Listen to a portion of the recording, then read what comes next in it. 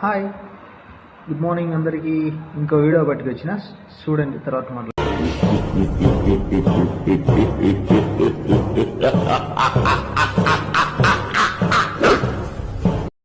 Okay, చూశారు కదా, రుచిని నమ్ముకొని శరీరాన్ని పోషిస్తే ఆ తర్వాత ఆస్తులు అమ్ముకొని ఆరోగ్యాన్ని తిరిగి తీసుకురాలేవు అని ఉంది. అంటే నిజమే కదా ఇది.